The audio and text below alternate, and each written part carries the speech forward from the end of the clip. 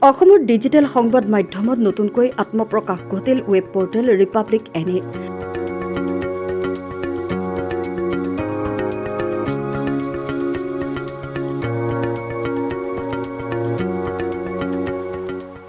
কোনোদিনে হাৰ নমনা যুঁজাৰু মানসিকতা আৰু নিৰ্ভীক সাংবাদিকতাৰে কাৰো সৈতে আপোচ নকৰা একাংশ জ্যেষ্ঠ সাংবাদিকৰ অভিজ্ঞতাক মূল সমল হিচাপে লৈ তথা এছাম তৰুণ সাংবাদিকৰ উদ্যমী সাহসী মানসিকতাক সাৰথি কৰি লৈ গুৱাহাটীৰ লালমাটিৰ পৰা আত্মপ্ৰকাশ কৰা ৰিপাব্লিক এনিৰ কাৰ্যালয়টো 1 ছেপ্টেম্বৰৰ দিনা বিভিন্ন মাংগলিক কাৰ্যসূচীৰ অন্তত ফিতা কাটি শুভ উদ্বোধন কৰে ৰাষ্ট্ৰীয় স্বয়ংসেৱক সংঘৰ উত্তৰ পূব প্ৰান্তৰ বৌদ্ধিক প্ৰচাৰ প্ৰমুখ তথা বিশিষ্ট সাহিত্যিক গৱেষক পণ্ডিত শংকৰ দাসে। নিজৰ শুভেচ্ছামূলক বাৰ্তাত শংকৰ দাসে ৰিপাব্লিক এনিয়ে নিৰ্ভীক আৰু নিৰপেক্ষতাৰ সত্যৰ সন্ধানত ব্ৰতী হ'ব বুলি আশা প্ৰকাশ কৰি ৰিপাব্লিক এনিৰ দীৰ্ঘায়ু কামনা কৰে। ৰিপাব্লিক এনি ডিজিটেল মিডিয়াত এক নতুন সংযোজন আৰু এই নতুন সংযোজনৰ আৰম্ভণি মোৰ হাতেৰে হৈছে আৰু ইয়াৰ মোৰ যোগ্য নহয় আচলতে, কিন্তু আপোনালোকৰ কৃপাত মই এই সৌভাগ্যৱান হিচাপে আজি নিজকে ভাবিছোঁ। ৰিপাব্লিক এনিৰ উত্তৰোত্তৰ কামনা কৰিছোঁ। বিশেষকৈ উদ্যোক্তাসকললৈ মই অভিনন্দন জনাইছোঁ। বৰ্তমান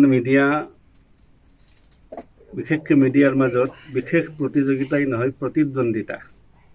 তো সেই প্ৰতিদ্বন্দ্বিতাত ৰিপাব্লিক এনিয়ে নিজকে উজ্বলাই তোলক। তাৰ কাৰণে এটা কথা মই ক'ব খুজিছোঁ। আজিকালি প্ৰতিযোগিতা কেৱল বাতৰিৰ কাৰণেই নহয়, আজিকালি প্ৰতিযোগিতা তাৰ ভাষা, গ্ৰাফিক্স এই সকলোবিলাকৰ। সেইকাৰণে আজি মই এটা কথা আপোনালোকক কওঁ, এই ৰিপাব্লিক এনিৰ মাধ্যমে ঋণাত্মক দৃষ্টিকোণ ভাৰতীয় দৃষ্টিভংগী নহয়। তো সেইকাৰণে আমাক কৈছে সংবাদ সেৱা, গতিকে ৰাইজৰ যাতে সেৱা হয়। আলোচনা চৰকাৰো কৰক, আলোচনা সমাজৰো কৰক যদি ভুল কৰিছে। কিন্তু আমি যদি নিৰপেক্ষ বুলি কওঁ, এক দৃষ্টিত নিৰপেক্ষ কোনেও হ'ব নোৱাৰে। সত্যৰ পথত থাকিলে নিৰপেক্ষ কেনেকৈ হ'ব? কিন্তু আমি কওঁ নিৰপেক্ষ হওক, সত্যৰ পথত থাকি নিৰপেক্ষ হওক।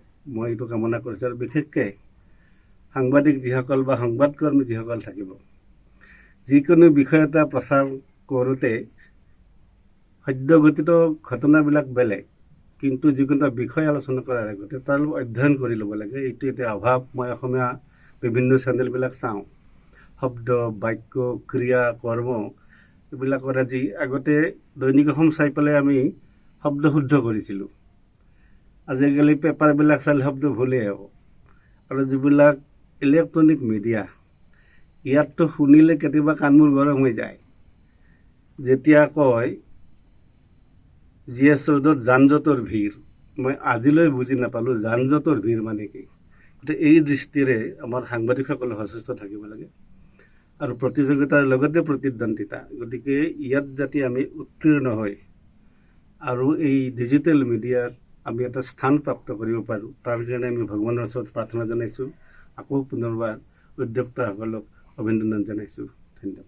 এই অনুষ্ঠানত ৰাজ্যৰ কেইবাজনো বিশিষ্ট ব্যক্তিৰ লগতে কেইবাটাও সংবাদ প্ৰতিষ্ঠানৰ সম্পাদক তথা জ্যেষ্ঠ সাংবাদিকো উপস্থিত থাকি ৰিপাব্লিক এনিয়ে সোঁতৰ বিপৰীতে গৈ অসমৰ সাংবাদিকতাৰ ধাৰাত এক নতুন বিপ্লৱৰ সূচনা কৰিব বুলি আশা প্ৰকাশ কৰে।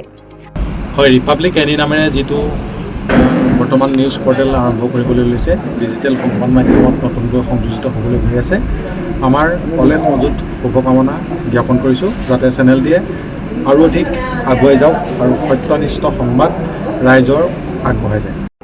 আজি এটা শুভ দিন। নতুনকৈ এটা বাতৰি গোষ্ঠীৰ জন্ম হৈছে, ৰিপাব্লিক এনি।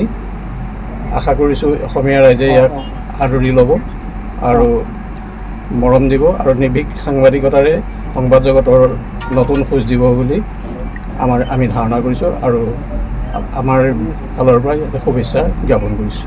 অসমৰ সংবাদ জগতৰ নতুন সংযোজন ৰিপাব্লিক এনি নতুনকৈ আহিছে চেনেলটো, আৰু অসমৰ ৰাইজে যাতে এই চেনেলটোক আঁকোৱালি লয় তাকে শুভেচ্ছা জ্ঞাপন কৰিছোঁ। গোটেই সকলো কৰ্মচাৰীক এইখিনি ৰিপাব্লিক এনিৰ স্বত্বাধিকাৰী তথা কৰ্মচাৰীবৃন্দ, আজি এই অনুষ্ঠানটি শুভ উদ্বোধনত আমাক আমন্ত্ৰণ জনোৱাৰ বাবে সকলোলৈকে আন্তৰিক অভিনন্দনৰ ধন্যবাদ জ্ঞাপন কৰিছোঁ। এই সাংবাদিকতা যিসকল কৰ্মীবৃন্দই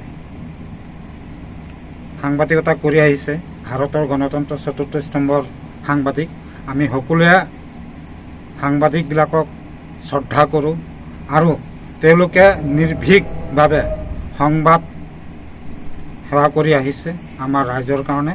গতিকে আজি ৰিপাব্লিক এনিয়েও এই শুভক্ষণত আমাৰ যিবিলাক সংবাদ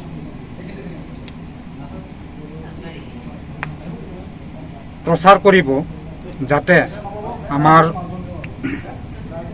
অসমৰ উন্নতিৰ কাৰণে বা আমাৰ গণতন্ত্ৰ চতুস্তম্ভৰ যি নিৰ্ভীকতাৰ সাংবাদিকতা বৃত্তিৰে আগবাঢ়ি যায়, সেই হিচাপে এই ৰিপাব্লিক এনিয়েও যাতে আমাৰ সকলো দিশতে আগবাঢ়ি যাব পাৰে, তাৰ কাৰণে মই ওদালগুৰি জিলা কোচ ৰাজবংশী সন্মিলনৰ সভাপতি হিচাপে আন্তৰিক অভিনন্দন আৰু ধন্যবাদ জ্ঞাপন কৰিছোঁ।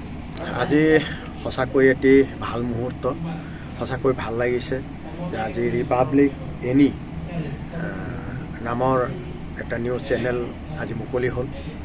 আমাৰ সঁচাকৈ এই নিউজ চেনেলবিলাকৰ আমাৰ সমাজখনক ভাল দিশত আগবঢ়াই লোৱা যোৱাত যথেষ্ট অৰিহণা আছে, যাৰ কাৰণে আমি সদায় নিউজ চেনেলবিলাকক সকলো চেনেলকে আমি সন্মান সহকাৰে সন্মান দিওঁ। আৰু আজি যিটো মুকলি হ'ল, এই চেনেলটো যাতে আমাৰ সমাজখনক ভাল দিশত আগুৱাই লৈ যাব পাৰে, ভাল দিশত লৈ যাব পাৰে, আমাৰ পাব্লিকখিনি যাতে ভাল দিশত লৈ যাব পাৰে।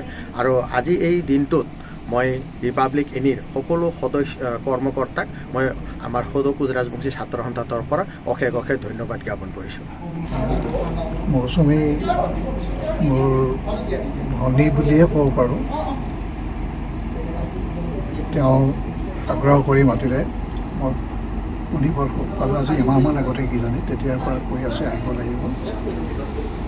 ৰিপাব্লিক এনিৰ তিনিটা বস্তু দেখিছোঁ ইয়াত: নিৰ্ভীক, নিৰপেক্ষ আৰু সত্যনিষ্ঠ। মই এইটো আশা কৰিম যাতে ভৱিষ্যতে এইখিনি ধৰি ৰাখিব চেষ্টা কৰে। নিৰ্ভীক হ'ব লাগে, নিৰপেক্ষ বাতৰিও হ'ব লাগে, আৰু সঁচাক মিছা কৰাটো হ'ব নালাগে, আৰু নিজেই বিচাৰ বিবেচনা কৰি বিচাৰৰ ঊৰ্ধত যাব নালাগে। গতিকে এইকেইটা কথা সদায় মানি চলিলে মই ভাবোঁ ৰিপাব্লিক এনি বহুত অসমৰ ৰাইজে আদৰি ল'ব। ধন্যবাদ। ৰিপাব্লিক এনিৰ মুখ্য পৰিচালন সঞ্চালিকা মৌচুমী ঘোঁৰাচোৱাই ৰিপাব্লিক এনিৰ যাত্ৰাত সকলোৰে সহায় সহযোগিতা কামনা কৰে। মুখ্য পৰিচালন সঞ্চালিকাগৰাকীয়ে লগতে কয় যে ৰিপাব্লিক এনি সদায় ৰাইজৰ পক্ষত থাকিব আৰু নিৰ্ভীক নিৰপেক্ষতাৰে সত্যনিষ্ঠ বাতৰি পৰিৱেশনত সদায় অগ্ৰাধিকাৰ প্ৰদান কৰি যাব। খুব ততাতৈয়াকৈ আৰম্ভ কৰি সকলোৰে সহযোগিতাত আজি হৈ উঠিল। খুব ভাল লাগিছে, সুখী। সেইটোৱে কৈছোঁ, আমাৰ সন্মানীয় অতিথিয়ে কোৱাৰ দৰে সত্য পথত আগবাঢ়ক আৰু নিৰপেক্ষ হওক। লগতে যিকোনো এটা বিষয়ৰ ওপৰত বা ব্যক্তি বিশেষৰ ওপৰত সীমা অতিক্ৰম হৈ যোৱাকৈ আলোচনা কৰিব নালাগে। আৰু আমাৰ যিবোৰ মানে সংবাদ সংগ্ৰহ কৰে, তাৰ 70% হ'লেও সত্যতা থাকিব লাগে। বাকী আৰু অকণমান থাকিবই, সেইটো চলাই নিলেই হ'ল। Bureau report, Republic any.